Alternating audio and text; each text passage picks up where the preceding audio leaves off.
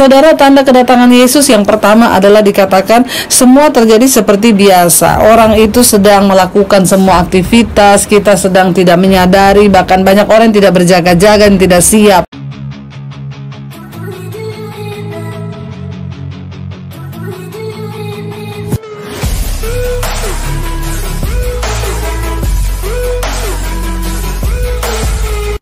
Shalom sahabat Ephata Kebenaran. Senang sekali bisa bertemu kembali dengan sahabat di channel ini.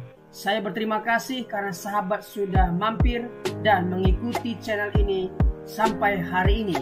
Saya berdoa kiranya Tuhanlah yang membalas dan memberkati kita semua. Channel Ephata Kebenaran membahas khusus tentang tanda akhir zaman atau peristiwa-peristiwa yang akan terjadi di akhir zaman. Dalam bahasa teologianya adalah eskatologi. Kita akan belajar tentang akhir zaman dari berbagai sumber.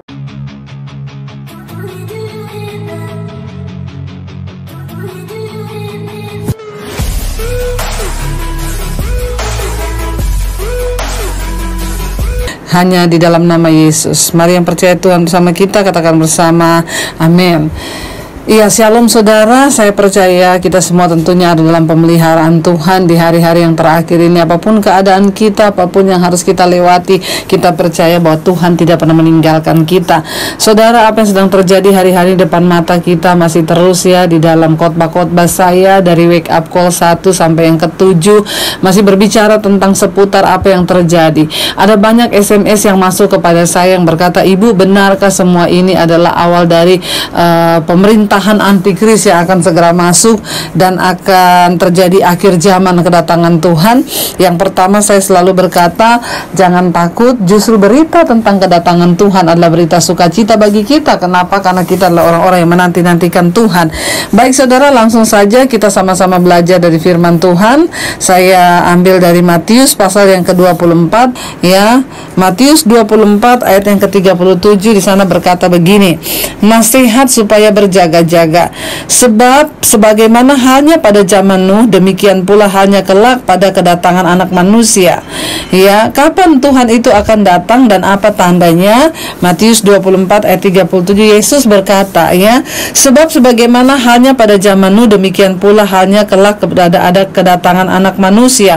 Ayat 38, "Sebab sebagaimana mereka pada zaman sebelum air bah itu makan, minum, kawin, mengawinkan sampai kepada hari Nuh masuk ke dalam bahtera, dan mereka tidak tahu akan segala sesuatu sebelum air bah itu datang dan melenyapkan mereka semua. Demikianlah pula halnya kelak pada kedatangan Anak Manusia."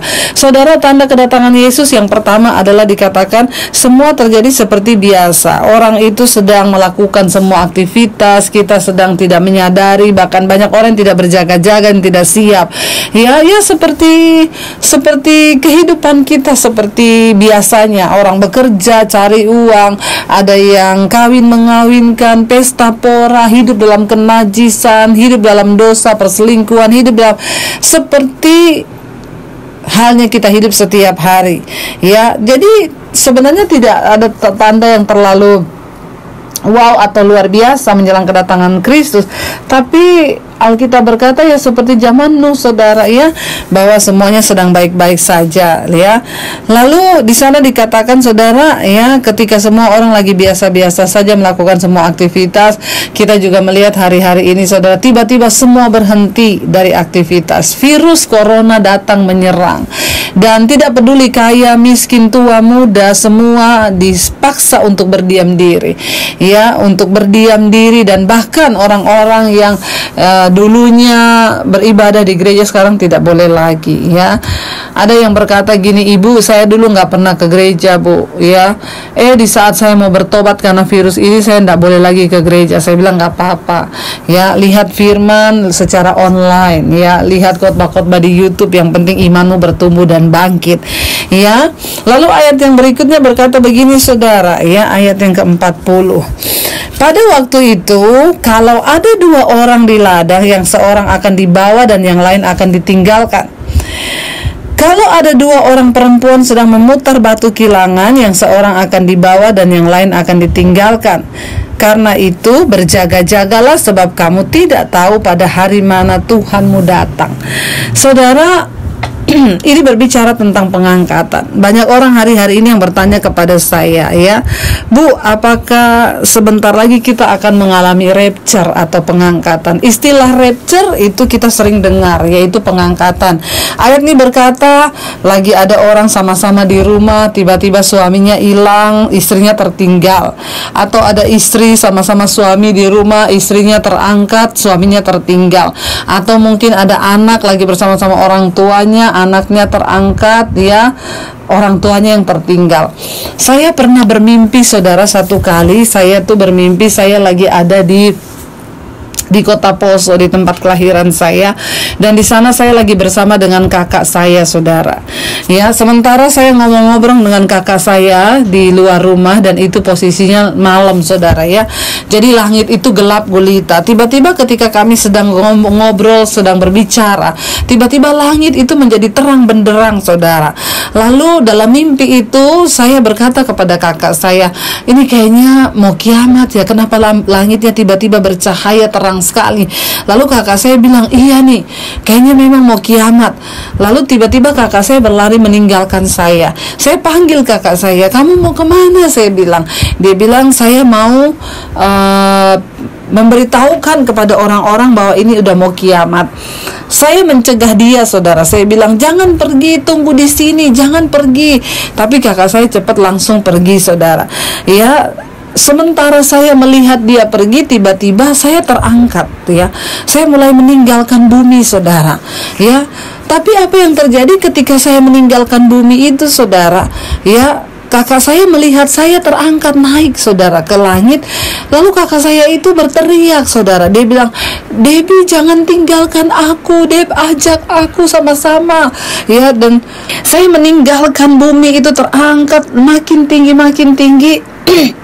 Tapi saya melihat kakak saya menangis, saudara. Saya juga menangis dengan hati yang pedih. Saya sambil terangkat tinggi itu saya menangis, saudara. Saya mengingat bagaimana keluarga saya yang tertinggal, bagaimana orang-orang yang saya kasihi yang tertinggal di bumi. Itu saya menangis dengan pedih, saudara. Tiba-tiba ada suara yang berkata kepada saya, bersiaplah karena kamu akan dirubah dalam tubuh kemuliaan. Dalam sekejap mata saya diubahkan seperti ada kilat begitu, saudara. Lalu saya tiba-tiba berubah. Nah, ketika saya dirubah dalam tubuh kemuliaan itu, apa yang terjadi? Saya lupa dengan semua yang terjadi di bumi. Saya lupa dengan orang-orang yang saya kasihi. Saya lupa dengan keluarga saya. Ada satu perasaan damai dan sukacita yang begitu luar biasa. Saya terus terangkat naik ke surga. Begitu saya terbangun pagi hari, saudara, saya nangis bercucuran air mata. Lalu Roh Kudus berkata di hati saya begini, selama masih ada waktu, berdoalah bagi orang-orang yang kau kasihi. Berdoalah bagi mereka agar mereka juga boleh diselamatkan. Kenapa? Tuhan berkata, karena ada satu saat nanti, ya, engkau bahkan tidak mengingat dengan mereka yang ada lagi di bumi ini. Selama masih ada waktu, berdoa. Saudara, ayat ini berkata tadi, ketika ada satu orang di ladang, yang satu hilang, yang satu tertinggal. Ketika ada dua orang di pengirikan, yang satu terangkat, yang satu tertinggal. Ini bicara tentang pengangkatan. Dan orang-orang yang akan mengalami pengangkatan itu adalah orang-orang yang hidup dalam kekudusan. Itu syaratnya, saudara, ya. Hidup dalam kekudusan dan pertobatan. Ayat yang berikutnya dikatakan begini, saudara. Ayat 42, karena itu berjaga-jagalah, sebab kamu tidak tahu pada hari mana Tuhanmu datang. Tetapi ketahuilah ini, jika tuan rumah tahu pada waktu mana pada malam hari pencuri akan datang, sudahlah pasti ia berjaga-jaga dan tidak akan membiarkan rumahnya dibongkar. Sebab itu hendaklah kamu berjaga-jaga, ya, hendaklah kamu juga siap sedia, karena Anak Manusia datang pada saat yang tidak kamu duga. Saudara, Yesus Kristus akan datang di saat yang tidak kita duga, tetapi akan ada tanda-tanda. Ya, hari-hari ini banyak sekali orang yang mengirimkan kepada saya cuplikan tentang antikris ya. Semua berkata baru perkiraan dan prediksi di balik virus ini ada konspirasi yang akan menuju kepada satu pemerintahan dunia dan kita akan masuk kepada masa antikris. Ya, bahkan beberapa waktu yang lalu saya menerima artikel bahwa pemakaian chip 666 itu akan segera diberlakukan ya. Kegunaan alat untuk memudahkan hidup manusia. Baru-baru ini, sebuah perusahaan di Amerika Serikat berencana menanam microchip di dalam tubuh para karyawannya agar memudahkan mereka saat ingin bekerja dan juga berbelanja. Simak laporan tim VOA berikut ini. Mirip cerita fiksi ilmiah atau film agen rahasia James Bond, microchip disuntik ke dalam tubuh. Itulah yang akan dilakukan kepada pegawai perusahaan teknologi Three Square Market di negara bagian Wisconsin. Microchip disuntikkan di antara jari telunjuk dengan ibu jari dan telah disetujui penggunaannya oleh Badan Pengawas Obat dan Makanan Federal (FDA). Pegawai yang telah disuntik microchip bisa membuka pintu, absen, dan membeli makanan cukup dengan swipe tangan ke sensor. Keycard. Microchip yang akan digunakan hanya sebesar sebutir beras, tapi sebagian karyawan masih resisten. Sekitar 30 dari total 80 karyawan di perusahaan ini menolak untuk disuntik microchip dengan berbagai alasan. Saudara, apa yang harus kita lakukan? Begitu banyak chat yang masuk bertanya kepada saya, Bu, apakah ini benar, Bu? Apakah ini benar? Lalu apa yang harus kita lakukan, Bu? Kalau memang benar begitu, apa yang harus kita lakukan? Saya bilang, tidak ada yang dapat kita lakukan selain kita itu bersiap-siap dan berjaga-jaga. Lalu ada beberapa saudara, banyak yang masuk bertanya kepada saya begini, Ibu, saya mendengar ada satu khotbah hamba Tuhan yang berkata untuk mempersiapkan diri menghadapi antikris ini, yang pertama kita jangan utang di bank. Ini bagaimana, Bu? Utang saya masih banyak, Bu, di bank. Saya akan cari uang untuk melunasi. Bagaimana? Saya bilang, tenang, jangan panik. Selama Bapak masih bisa niat bayar dan membayar menyicil, jalankan aja. Sebisanya memang ya, kalau bisa jangan berhutang. Kenapa? Karena utang itu membuat hidup kita tercekik nanti. Tapi jalani aja dulu.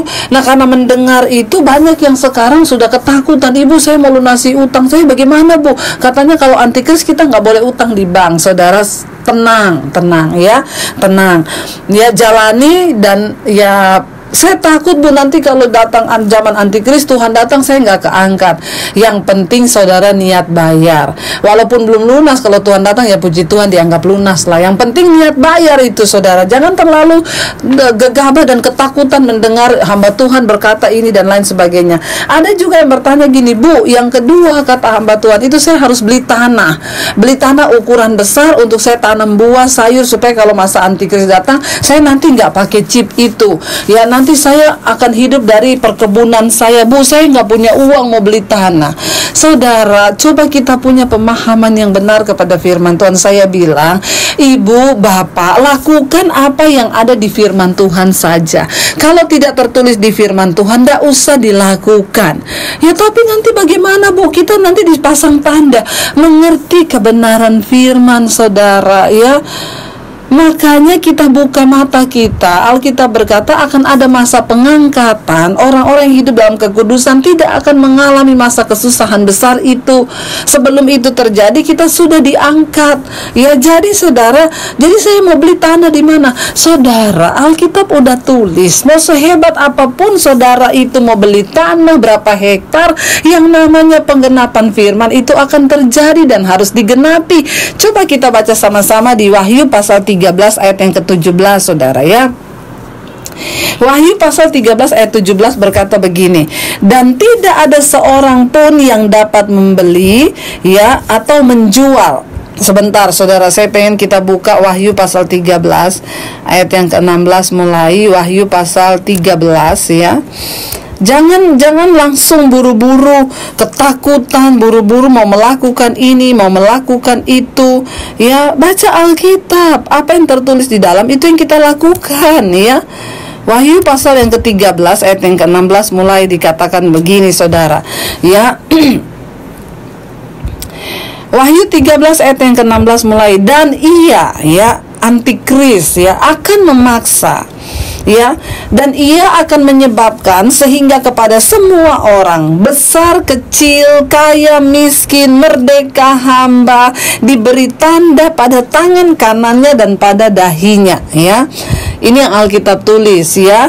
Dan Antikris nanti akan menyebabkan, ya, sehingga kepada semua orang, kaya, miskin, kecil, besar, tua, muda, orang merdeka atau hamba, akan diberi tanda pada tangan kanannya atau pada dahinya, dan tidak seorang pun yang dapat membeli atau menjual selain daripada mereka yang memakai tanda itu, yaitu nama binatang itu dan bilangannya. Ya, saudara, ada orang yang berkata kepada saya gini, Bu, kalau disuruh pasang tanda itu ya kalau kita nggak mau kan bisa, Bu. Ya, saya nggak mau, saudara. Ya, banyak orang yang berkata gini, saudara berpikir itu antikris, itu setan yang muncul dalam rupa yang menakutkan. Enggak, saudara, ya.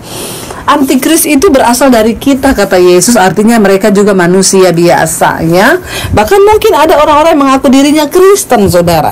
Nah, di sana dikatakan, saudara, ketika kita disuruh pasang tanda, saya baca artikel ini itu berapa puluh tahun yang lalu, bahwa pembuatan microchip itu sudah sedang dimulai, itu berapa puluh tahun lalu. Dan memang saya membaca di sana mereka akan berupaya supaya tahun 2020 lebih itu sudah selesai. Ya, dan ketika melihat semua ini, kayaknya ini memang sudah mulai penggenapan firman Tuhan, ya. Dan saudara, kalau saudara bilang begini, kita berkebun aja supaya kita nanti tidak usah pakai tanda itu, salah. Saudara tahu tanda itu hanya sebesar beras. Chip itu 666 itu hanya sebesar beras. Di Amerika sekarang sudah ada beberapa perusahaan yang mengharuskan karyawannya untuk pakai tanda itu. Kenapa? Itu adalah mereka sebut dengan dompet elektronik. Ya, artinya apa?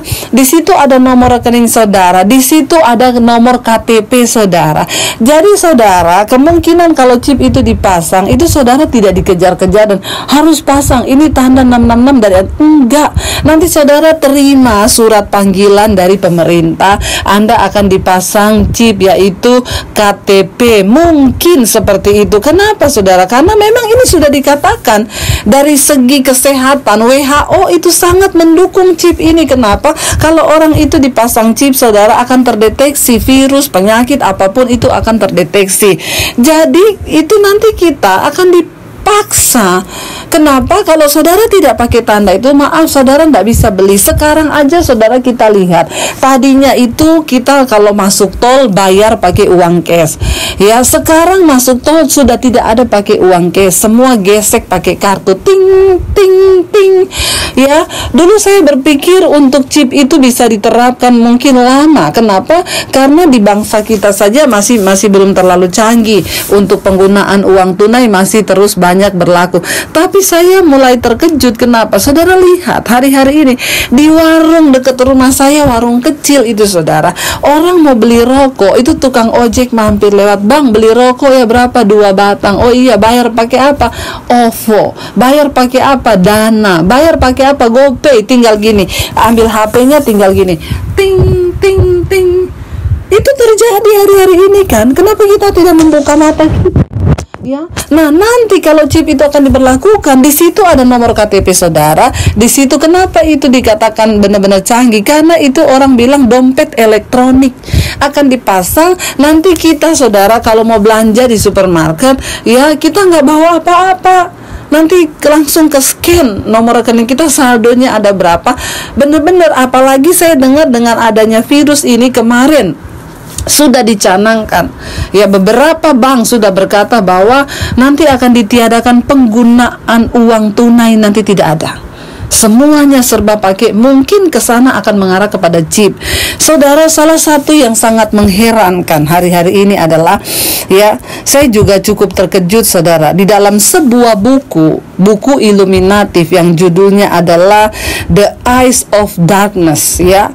The Eyes of Darkness itu karangan Dean Knuts ya. Buku ini saudara dirilis, ditulis, terbit pada tahun 1981. Dan saudara tahu di dalam buku itu sudah diceritakan tentang adanya virus ini. Di sana jelas ditulis bahwa ya dikisahkan dalam buku itu ada satu senjata biokimia yang dibuat di salah satu laboratorium di luar kota Wuhan. Di situ ditulis Wuhan. Buku ini diterbitkan tahun 1981 ya, dan di sana ditulis bahwa ceritanya adalah di salah satu laboratorium di luar kota Wuhan itu sedang dikembangkan sebuah virus yang ya akan membunuh ya umat manusia di dunia. Itu buku ditulis sebelum tahun ini dan sudah ditulis pada tahun 2020 akan terjadi seperti itu. Sekarang ini lagi viral, orang bertanya kenapa di buku Illuminatif itu ya, buku Antikris itu sudah tertulis kisah di Wuhan dan jelas di sana adalah Wuhan. Menceritakan di dalam kisah buku itu adalah perjalanan seorang prajurit Amerika yang akhirnya menemukan rekaman dari sebuah disket tentang virus yang sedang dikembangkan di laboratorium Wuhan ya, dan ketika sekarang itu benar-benar terjadi, orang gempar saudara, dan ini menjadi sebuah berita yang sehari-hari ini sedang hangat. Kenapa tertulis di buku itu, yaitu di salah satu buku Illuminatif. Kita nggak tahu apa yang sedang terjadi, apakah ini kebetulan atau tidak, tapi kita melihat saudara ya, semuanya sedang ada di depan mata. Mari kita buka mata kita. Saudara tidak usah pusing dan bingung, ibu apakah kita harus beli tanah, nanam ini, nanam itu. Lakukan apa yang Alkitab suruh ya. Di sana dikatakan, kita lanjut ayat yang ke-13, Wahyu 13 ayat 17, dan tidak seorang pun yang dapat membeli atau menjual selain daripada mereka yang memakai tanda itu, yaitu nama binatang itu ya, dan atau nama bilangan namanya ya. Tidak bisa beli, tidak bisa jual. Kenapa? Karena tidak ada lagi pembayaran pakai tunai, dan semua sudah jadi satu di dalam sebuah chip yang hanya disuntikan ke telapak tangan kita, yang hanya sebesar beras. Itu cuma disuntikan, ting, udah masuk chip itu saudara ya, dan tidak ada lagi uang tunai. Nah, kita melihat semua tanda ini sedang digenapi. Ayat 18 berkata, yang penting di sini ialah hikmat. Barang siapa bijaksana, baiklah ia menghitung ya bilangan binatang itu, karena bilangan itu adalah bilangan seorang manusia, dan bilangannya ialah 666 ya, 666. Saudara, semuanya pasti akan terjadi dan digenapi. Kita tidak perlu takut mendengarkan berita itu. Banyak orang yang masuk ke WA saya, ibu bagaimana ini, saya baru tahu, saya gemetar, saya takut. Saudara, berita tentang akhir zaman, tentang kedatangan Tuhan adalah berita sukacita bagi kita. Kenapa? Karena kalau waktu ini tidak dipersingkat, tidak dipercepat, maka tidak akan ada satu orang pun yang selamat. Kita adalah orang-orang yang mempercepat waktu kedatangan Tuhan itu. Mari berdoa sungguh-sungguh hari ini. Tinggalkan dosamu, bertobat. Yang masih hidup dalam kenajisan, percabulan, homoseksual, lesbian, bertobat hari-hari ini. Yang cinta uang, masih berburu uang, kekayaan, harta menjadi segala-galanya, bahkan hamba-hamba Tuhan yang terus hidup dengan cinta uang, tinggalkan semua itu. Kita tidak punya banyak waktu lagi untuk bertobat. Hari ini kalau engkau mendengarkan suaranya, kata firman Tuhan, bertobat dan berlutut di bawah kaki Tuhan. Yang masih hidup dalam perselingkuhan, kenajisan, bertobat hari ini. Selama Tuhan masih berbicara, bertobat, bertobat, bertobat. Saudara, ya, apa yang sudah ditulis di firman Tuhan pasti akan digenapi. Bagian kita belajar mempercayai firman dan hidup. Alkitab berkata yang terpenting di sini ialah ketekunan orang-orang kudus, ya, dan hidup di dalam perkenanan Tuhan. Saya percaya biar ini menjadi sebuah wake up call bagi kita dengan adanya virus corona ini menjadi wake up call bagi kita semua untuk semakin mencari Tuhan, semakin merendahkan diri, semakin hidup takut akan Tuhan. Kalaupun semuanya harus tergenapi, ya sudah saudara, ya, berarti yes, Tuhan segera datang. Mari kita persiapkan hidup kita, anak-anak kita, ya, supaya kita dan keluarga kita tidak ada satupun yang tertinggal, tetapi semua beroleh kehidupan yang kekal. Saya mau mengajak semua kita menundukkan kepala. Kita mau merendahkan diri di bawah kaki Tuhan, saudara. Biar kita mau berkata kepada Tuhan, bawa kami Tuhan di dalam perkenanan-Mu. Saya ingin menyanyikan sebuah pujian yang sudah lama sekali, tapi lagu ini tetap menjadi berkat, dia tetap menjadi kekuatan bagi saya untuk menghadapi hari-hari terakhir ini. Zaman sekarang berjagalah,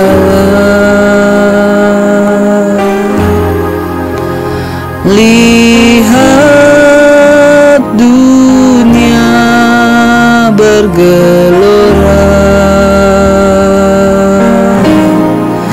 kedengaran sini sana banyak kabar menggemparkan, berlindunglah dalam sabda Allah.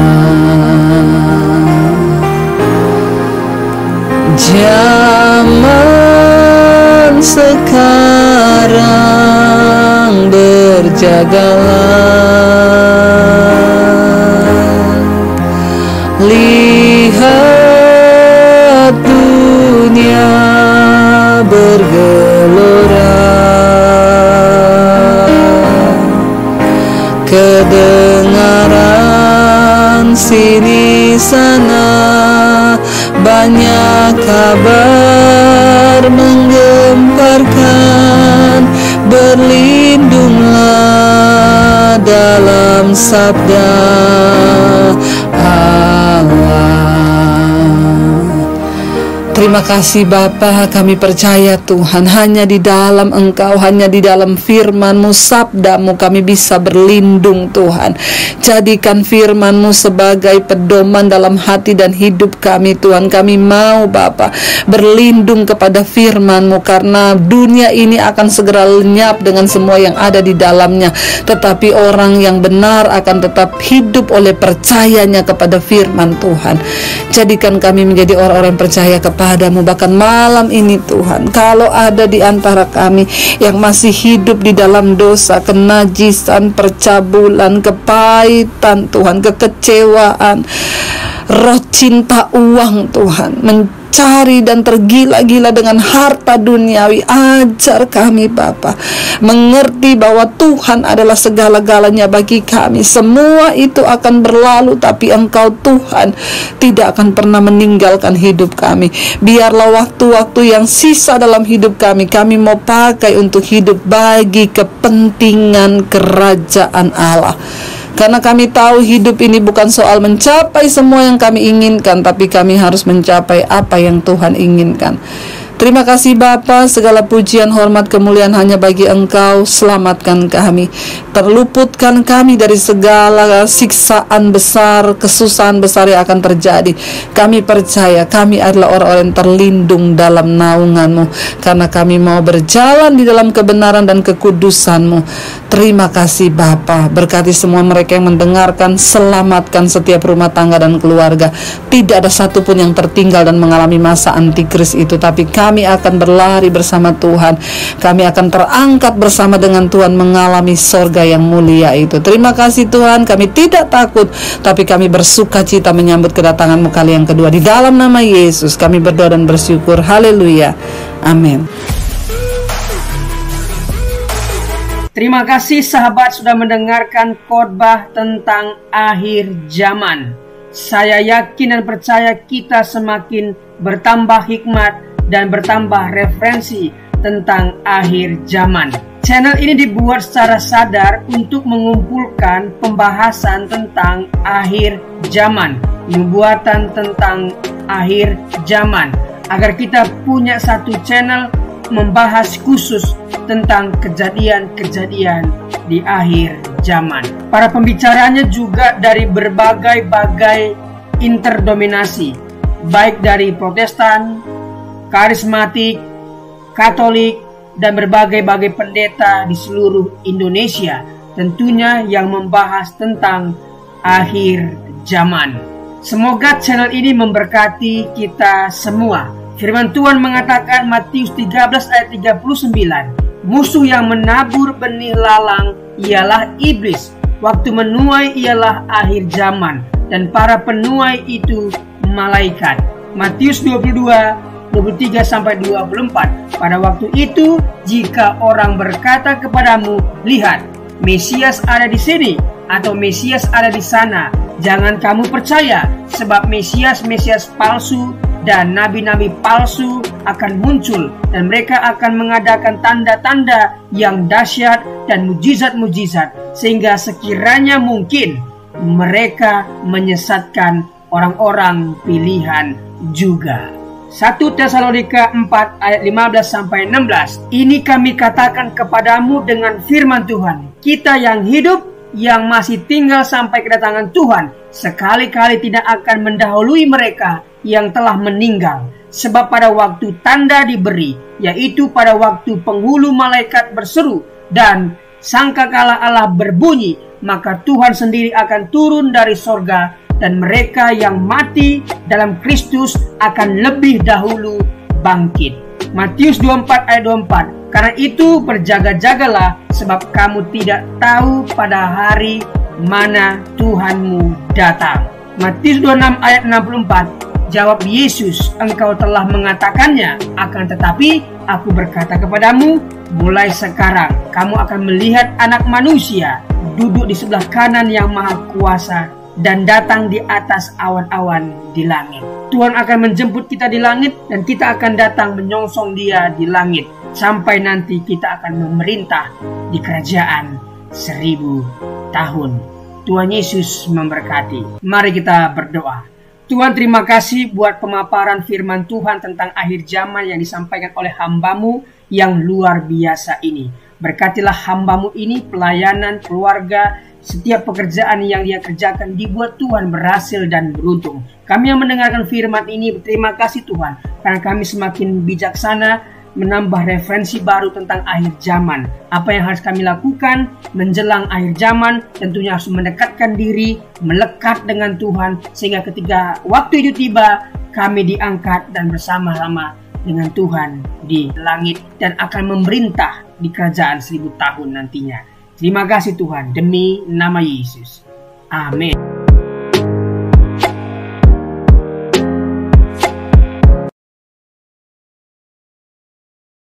Nó nấu cho mình tắt lỗ để bơi sầy, bù phá y chẳng mày dầu nhá, bù phá tê cháu trong say liều tê lưng ở tàu, in nấu nè tê cháu xin cồn, tê cháu xin nè cho mình xin bay, bài đi, tròi đi, dẫn đi. Quay à mày tu xin nào, muốn tới lịch xa tán, tê nè cháu ngạo, mày mòn chui bù phá ao tê đọc liền nào, tê cháu khai sĩ sẽ quay cha xin nào mà bài đi. Bây giờ cho mình trả xin nêu bên ngoài với bài xa tán nhà bố phá cho mình không hay nào.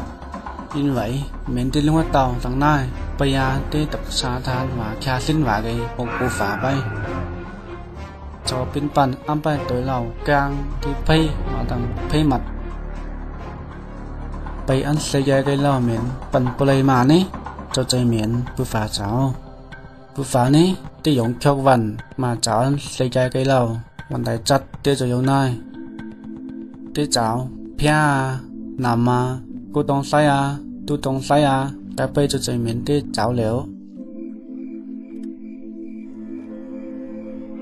ไปเดี๋ยวกูทันอีกไงนายเดี๋ยวจะไอ้หญิงแกมันเจ้ากันผู้ชายแนวกันไม่ยังแนวเดี๋ยวเจ้ากันมาเนี่ยจะเจอกันไปป่ายเด้cô cần phải lấy phải cô nên xây giải cái bây giờ bù phá tới cho cháu ăn xuân neo cần nhậu cái xây mà cho mày qua yêu tiền cha ăn xuân cái này mày cô mà nè mình ban này lại bù phá cho sang cần nhà cô mà cái mình chân kín nào mà ngày tôi này kín tôi này cho ngày thay bây giờ in đâu cần mà bù phá hô xí trong xây cần quay mấyวันnè, tu phay, tu satani bản năng càng đấy, thì giờ không năng lo mà.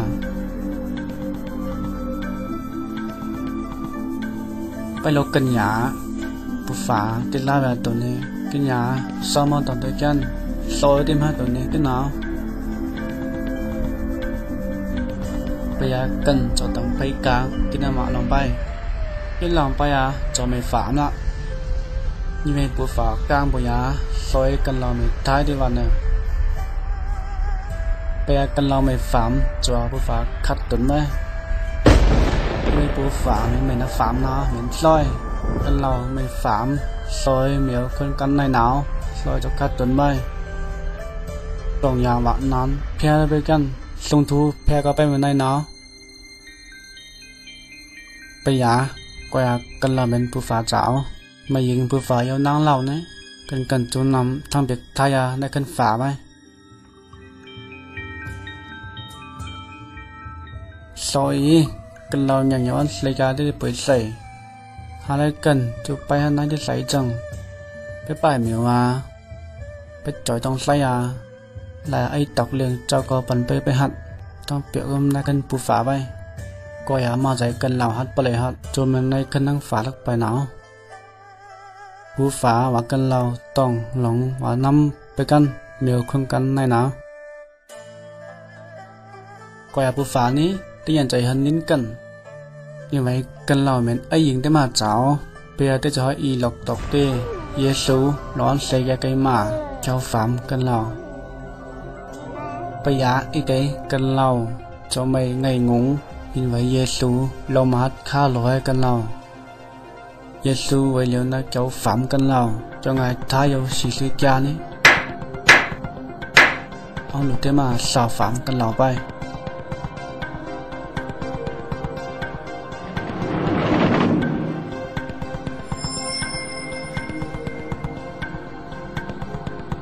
อยากกันเราสัญญาสูไปหินซาเกี่ยวกับมาต่อไปเกี่ยมเยซูไปนี่ทั้งเบกกันเราท้ายยาบนควันโจในคันฝาใบว่าปูฝาเยาจิงใส่บางอย่างมีสัญญาสูเรานี่มีท้ายยาเนี่ยจะไปเกี่ยมไพ่ไปที่ไต่ฟุ้งเหมือนไต่ต่อยปูฝาเจ้าตีบัวไพ่ซอยบางอย่างกันเราไม่ไปเกี่ยมเยซูหนาวมีตั้งวางเขาปูฝาปั๊มเขาเยซูก้าวหนาวไปปลายไพ่ไปเกมไพ่จะลองปีไปโยโฮโยคำวางกันเราเก็บเยซูนี้กันเราทายาจนในคันเตียงฝาไป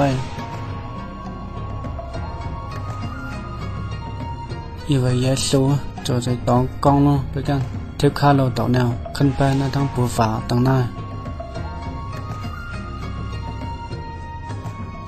บางอย่างตัวสัญญาโซนนี้จนในกันฝาไปว่าผู้ฝาในเยาจึงใส่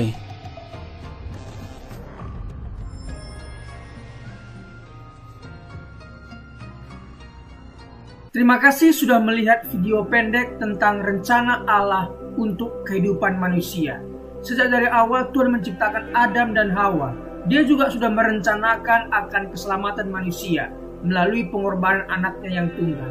Tidak ada cara lain selain menerima Tuhan Yesus yang adalah jalan, kebenaran, dan kehidupan. Tidak ada seorang pun yang bisa bertemu dengan Bapa kalau tidak melalui Tuhan Yesus. Tuhan Yesuslah yang menjadi jembatan seperti video yang kita barusan lihat. Jadi rencana Allah itu sangatlah sederhana. Rencana keselamatan yang diberikan Allah sangatlah sederhana. Mari kita lihat artikel berikut ini. Rencana keselamatan Allah yang sederhana namun penuh kuasa.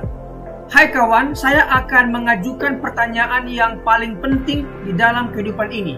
Kebahagiaan dan kesusahan Anda di masa akan datang bergantung pada jawaban Anda.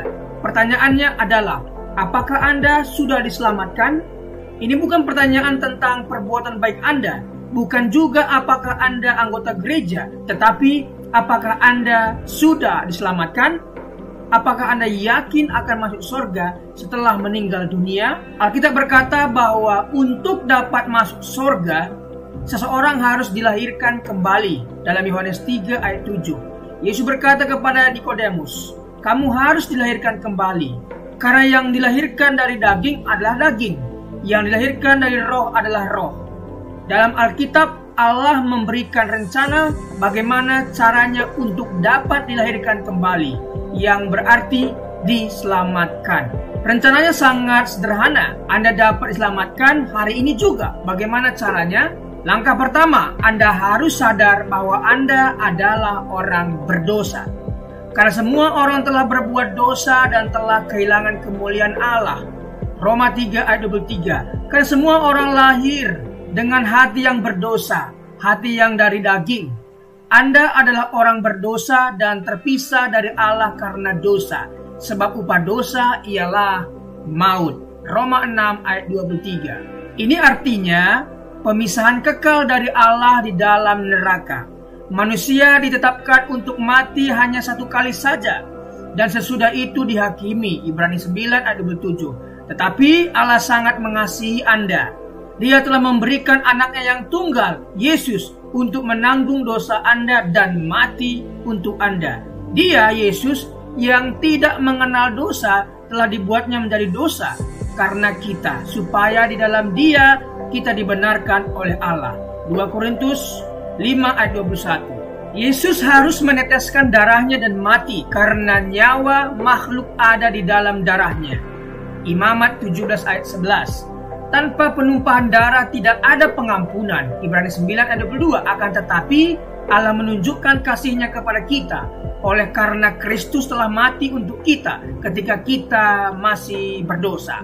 Roma 5 ayat 8. Meskipun kita tidak dapat mengerti bagaimana caranya, Allah berkata bahwa dosa-dosa setiap orang yang percaya kepadanya telah dibebankan kepada Yesus dan Ia mati untuk kita. Dia dijadikan pengganti kita.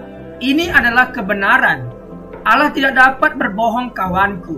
Sekarang Allah memberikan kepada manusia bahwa di mana-mana semua mereka harus bertobat. Kisah Para Rasul 17 ayat 30. Langkah kedua adalah pertobatan. Pertobatan ini adalah sunat hati.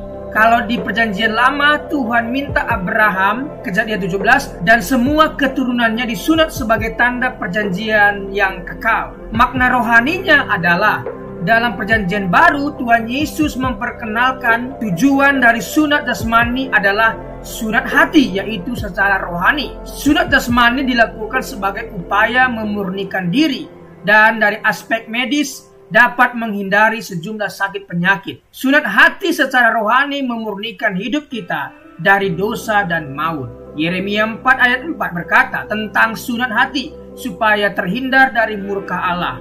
Perbuatan-perbuatan yang jahat adalah kehidupan yang tidak takut akan Tuhan, tidak hidup mengasihi Dia dan tidak beribadah kepadanya. Sunat hati berarti bertobat dari kehidupan yang jahat dan menaati Tuhan.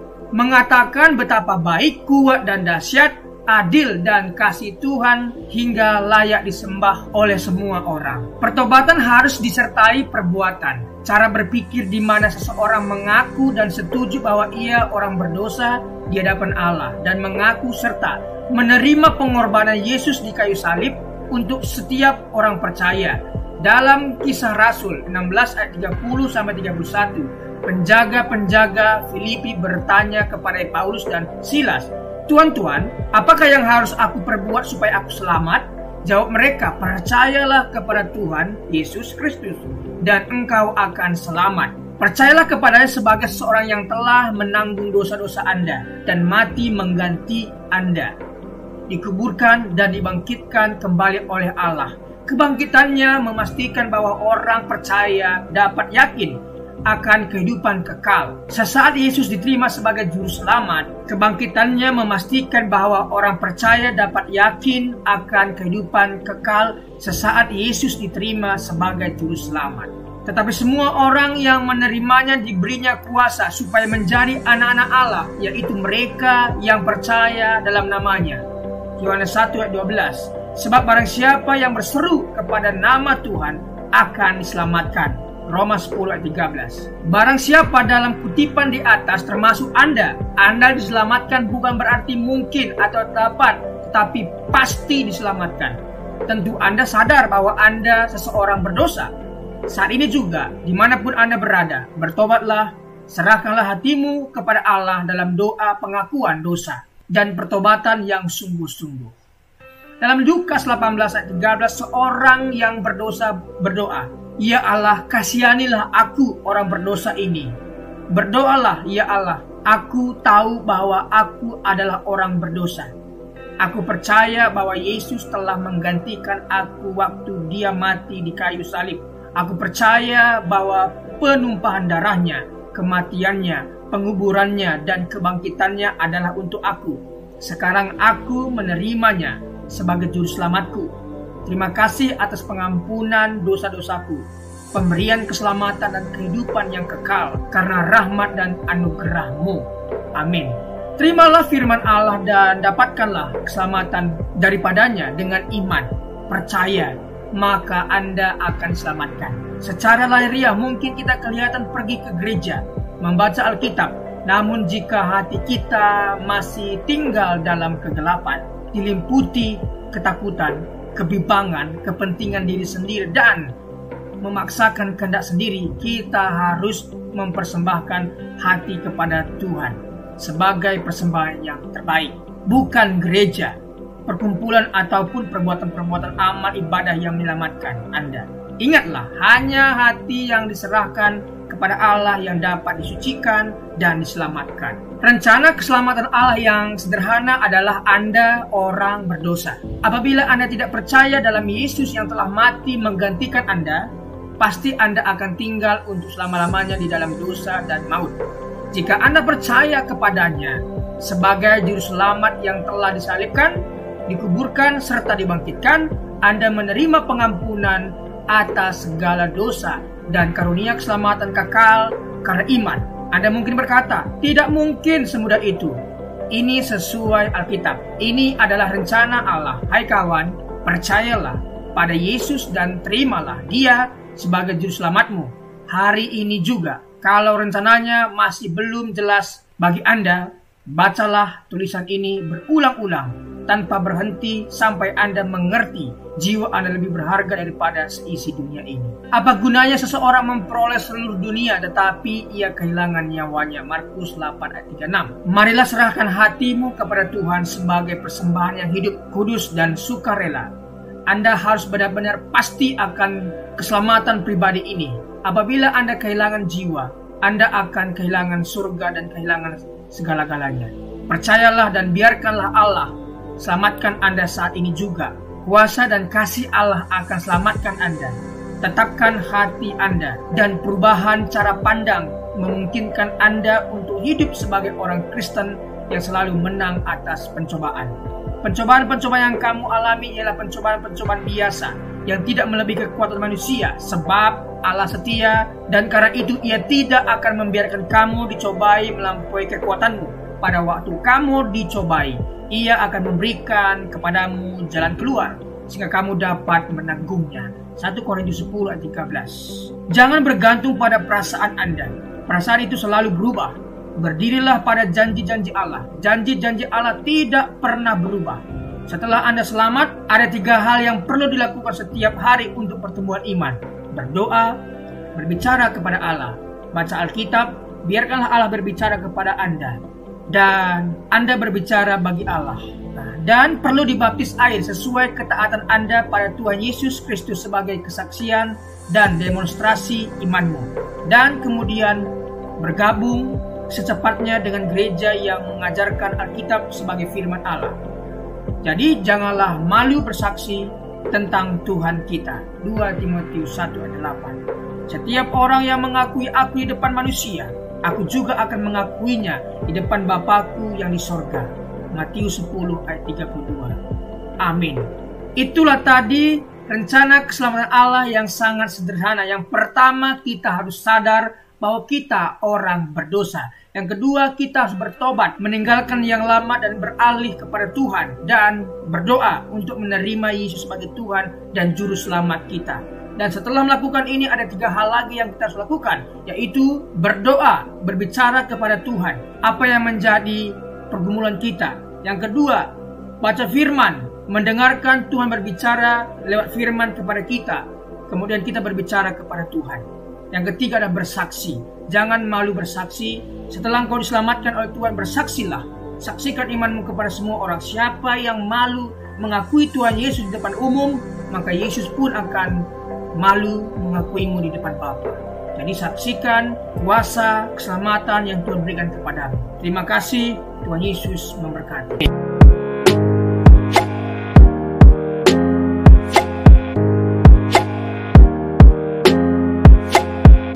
Dalam kesempatan kali ini kita akan membahas satu tema yang cukup baik, yaitu menanti dan berjaga-jaga.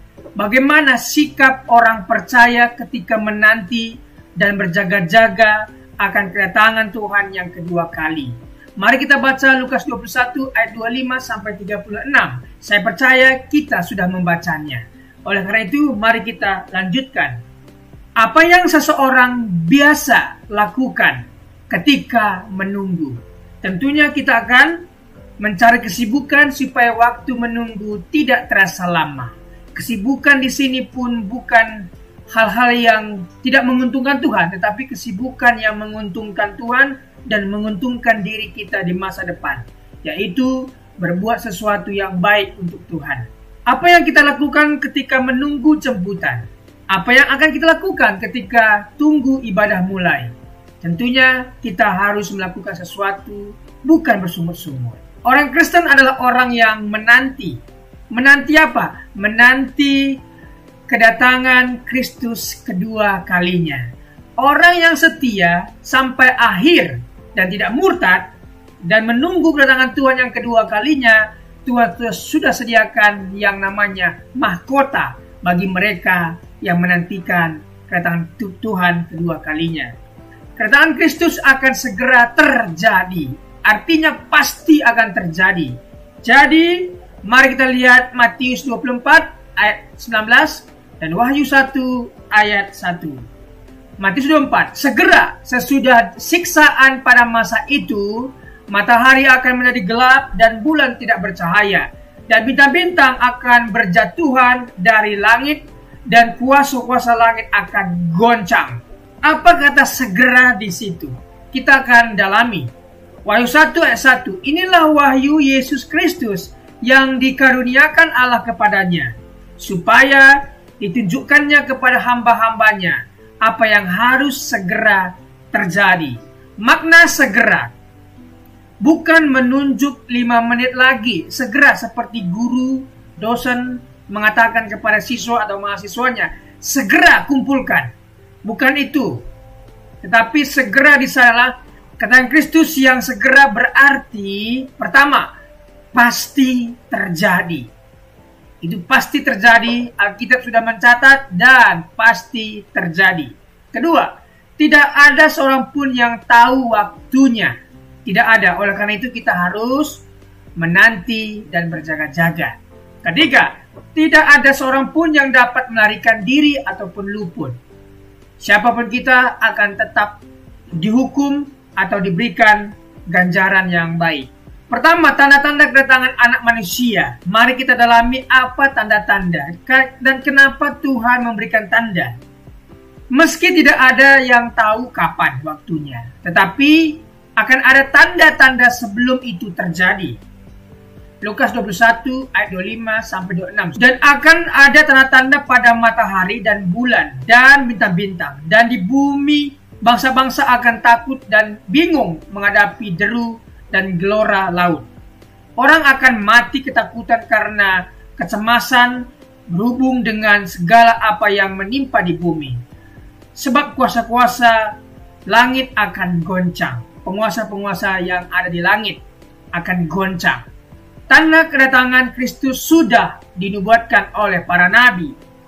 Tanda kedatangan Kristus dan penghukuman orang fasik bisa dibaca Yesaya 13 ayat 9 sampai 11. Sungguh hari Tuhan datang dengan kebengisan, dengan gemas dan dengan murka yang menyala-nyala, untuk membuat bumi menjadi sunyi sepi dan untuk memunahkan daripadanya orang-orang yang berdosa. Sebab bintang-bintang dan gugusan-gugusan di langit tidak akan memancarkan cahayanya. Matahari akan menjadi gelap pada waktu terbit, dan bulan tidak akan memancarkan sinarnya. Kepada dunia akan kubalaskan kejahatannya, dan kepada orang-orang fasik kesalahan mereka. Kesombongan orang-orang pemberani akan kuhentikan, dan kecongkakan orang-orang yang gagah akan kupatahkan. Tanda kedatangan Kristus sudah dinubuatkan oleh para nabi. Yang kedua, tanda kedatangan Kristus dan penyelamatan umat Allah. Yoel 2 ayat 30 sampai Yoel 3 ayat 2. Mengapa perlu tanda? Supaya kita terhindar dari penyesatan. Baca Lukas 21 ayat 8. Tidak putus asa oleh penderitaan yang mendahului kedatangan Kristus. Akan ada penderitaan, akan ada penganiayaan. Tetapi bagi kita yang percaya kepada Tuhan, akan diangkat dan diluputkan. Tetapi bagi mereka yang suam-suam kuku, akan dimuntahkan dan mengalami siksaan besar itu. Tidak meragukan janji kedatangan Kristus. Oleh karena itu mari kita tidak meragukan janji kedatangan Kristus. Baca ayat yang ke-29 sampai 33 dan seterusnya. Setelah tanda-tanda terjadi, Yesus datang kedua kali. Haleluya. Perbedaan dengan kedatangannya yang pertama. Ya, dia lahir sebagai manusia kedatangan yang pertama. Dilahirkan dari perawan Maria. Sederhana dan kehinaan seorang hamba. Tetapi kedatangannya yang kedua kalinya berkuasa dan kemuliaan seorang raja. Kedua, kedatangan yang pertama dihukum karena dosa manusia. Kedatangan yang kedua datang untuk menghukum manusia yang berdosa dan tidak bertobat. Aplikasinya, tidak percaya kepada orang-orang yang mencoba meramal atau menentukan waktu kiamat. Yang kedua, ketika melihat tanda, kita semakin yakin mengenai kedatangan Kristus. 3. Sebagai orang percaya, kita bersukacita menyambut kedatangan Kristus karena ia datang untuk menyelamatkan. Selanjutnya, sikap menanti kedatangan anak manusia itu. Bagaimana sikap kita? Mari kita baca Markus 13 ayat 32. Saya percaya sahabat sudah membacanya. Tidak seorang pun yang tahu. Malaikat tidak tahu. Yesus sebagai manusia tidak tahu. Mengapa Allah tidak memberitahu kepada kita mengenai kedatangan Kristus yang kedua kali? Allah tidak memberitahu supaya, pertama, menumbuhkan di dalam diri kita sikap hamba yang benar, berjaga-jaga selalu. Seperti majikan yang akan pulang ke rumahnya. Tentunya hambanya atau pembantunya pasti berjaga-jaga untuk menanti majikan itu. Itulah maksudnya. Kita harus berjaga-jaga dan juga terus menanti kedatangannya. Hamba sejati dan hamba palsu akan diuji di dalam kesediaannya untuk selalu berjaga-jaga. Fokus pada tanggung jawab dan pekerjaan yang Allah perintahkan. Kenapa Tuhan tidak beritahu kedatangannya? Agar kita fokus pada tanggung jawab dan pekerjaan yang Allah perintahkan kepada kita. Karena kita tahu zaman dulu, yaitu di zaman Paulus, ketika dikatakan Tuhan Yesus akan datang kedua kali, dan jemaat saat itu sudah tidak mau kerja lagi. Dan semua mereka menunggu.